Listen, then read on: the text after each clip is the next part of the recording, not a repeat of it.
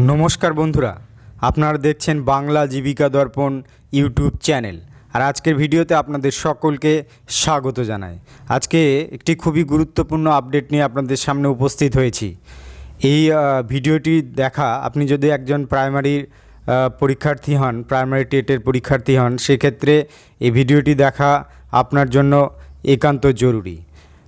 আপনার primary টেটের form যে কারণগুলোর জন্য বাতিল হতে পারে, সেই কারণগুলো আজকের ভিডিওতে আমরা জানব। তবে বিস্তারিত জানার আগে অবশ্যই বলবো, আপনারা যারা এখনও এই চ্যানেলটিকে সাবস্ক্রাইব করেননি, সাবস্ক্রাইব করে বেল নোটিফিকেশানটি অন করে রাখুন, যাতে পরবর্তী ভিডিওর আপডেট আপনি সবার আগে পেয়ে যান। ইতিমধ্যেই প্রাইমারি টেট পরীক্ষার আবেদনপত্র সংগ্রহ করা শুরু হয়েছে প্রাথমিক শিক্ষা পর্ষদ কর্তৃক। গত 14ই অক্টোবর থেকে আবেদন শুরু হয়েছে, যা চলবে আগামী 3 নভেম্বর পর্যন্ত। চলতি বছরে রাজ্য সর্বসাকুল্যে 11,000 শূন্য পদের শিক্ষক নিয়োগ করবে। সুতরাং এটা বলা বাহুল্য, লক্ষাধিক আবেদন পড়বে এই পরীক্ষাতে। কিন্তু আবেদনের সময় যে কোনো রকম অসাবধানতার কারণে বাতিল হতে পারে আপনার আবেদনপত্রটি। আবেদনের ক্ষেত্রে কি গুরুত্বপূর্ণ? আবেদনকারীদের জানানো হয়েছে যে তারা এই পরীক্ষার আবেদনের জন্য আবেদন করতে পারবেন অনলাইনের মাধ্যমে অফিসিয়াল ওয়েবসাইটে www.wbbeonline.com গিয়ে নিজের ইমেল আইডি এবং ফোন নম্বর দিয়ে এক ওটিপির দ্বারা আপনার আবেদনপত্রের পেজটি খুলে যাবে। এরপর আপনি আবেদন করতে পারবেন।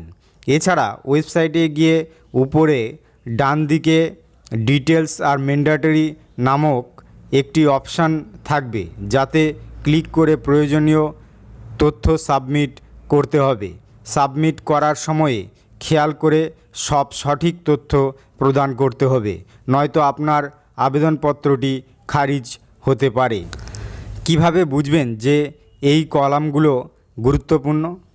এক্ষেত্রে আবেদন করার সময় খেয়াল রাখতে হবে যেসব স্থানে স্টার মার্কস দেওয়া আছে সেগুলো পূরণ করা বাধ্যতামূলক।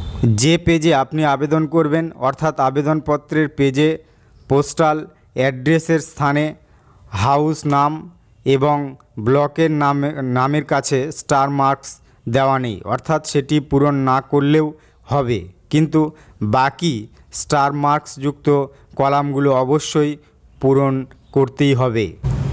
তাছাড়া ওয়েবসাইটে সমস্ত তথ্য দেওয়া আছে যে শূন্যস্থানগুলি অবশ্যই ফিল আপ করতে হবে। এখানে একটি বিষয় বলা যায়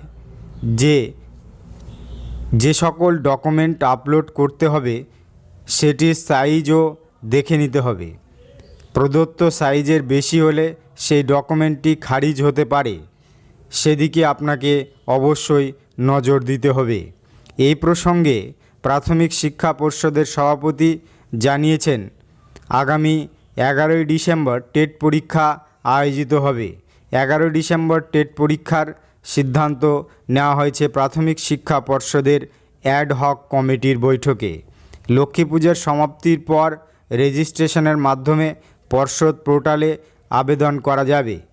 উক্ত পোর্টাল থেকেই পরীক্ষার অ্যাডমিট কার্ডও ডাউনলোড করা হবে। সেই মতোই আবেদনপত্র জমা দেওয়ার কাজ শুরু হয়ে গেছে। যে তথ্যগুলি ভুল হতে পারে সেই তথ্যগুলি আমি আপনাদের সামনে তুলে ধরলাম। অবশ্যই সেই কথাগুলি মাথায় রেখে ফর্ম ফিল আপ করবেন, যাতে করে আপনার আবেদনপত্রটি বাতিল না হয়। তো এই ছিল আজকের আপডেট। দেখা হচ্ছে আগামী ভিডিওতে।